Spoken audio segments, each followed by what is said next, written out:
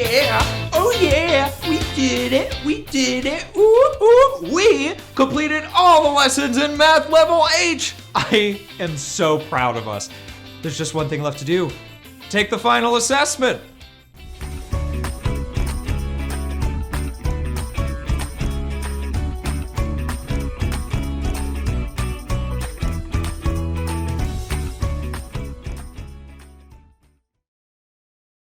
We've learned all the new information we're going to learn in this course, but now we have to show what we've learned in our end of course assessment.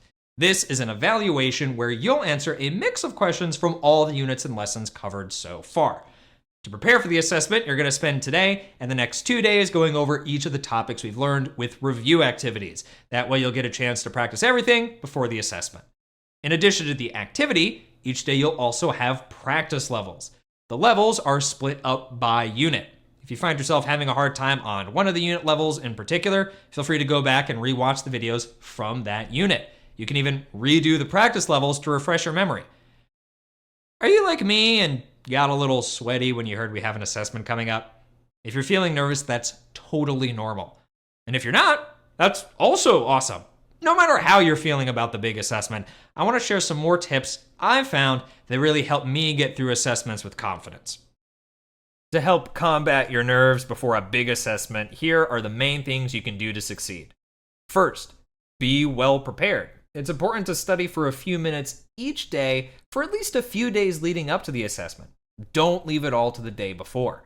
By doing a little bit each day and spreading it out over longer, you'll remember the material better. Also, this will help you feel more confident when it comes to the assessment day. Next up, get a good night's sleep the night before the assessment. Try to also get good sleep during your study period. This helps you retain the information and decrease stress. Exercising a few hours before bed can help you relax and sleep more deeply. Another piece of practical advice, drink water before and during the assessment. Water helps regulate your body's stress responses like elevated heart rate or dry mouth. Studies have shown that even mild dehydration can decrease your attention and your memory. So staying hydrated is key to optimal brain function. During the assessment, take short breaks as you need. If you start to feel tired, stand up and stretch for a minute or two. If you're stuck on a problem, close your eyes and take some deep breaths. Remind yourself that you've studied hard and you can do it. Oh, also, get your supplies ready before you start. Find a pencil with a good eraser to use for the assessment, and make sure you have fresh paper too.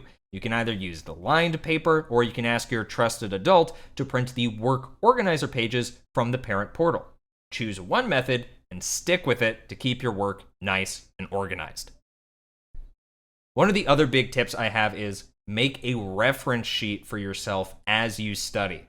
This is a sheet of paper where you write down formulas, steps, definitions, or other notes that you needed to look up while you were studying. For example, say I couldn't remember the formula for the volume of a cylinder when I got to that practice problem. After I look it up in the Unit 10 materials, I write it down on my reference sheet. That way, next time I need it, I already have it written down. Your reference sheet also makes the perfect study guide. Practice and memorize everything you wrote down on the formula reference sheet, because clearly you'll need to remember it during the assessment. I am so proud of all the math we've done together this year. In my backyard garden, as well as at the candy company, we've been able to apply our knowledge of equations, exponents, and everything in between. After this video, work on your first review activity, Precision Patrol. Then review the 3 practice levels. Keep questioning, keep calculating, and remember, you've worked hard and learned so much. Good luck on the assessment, and I'll see you next time. Hey!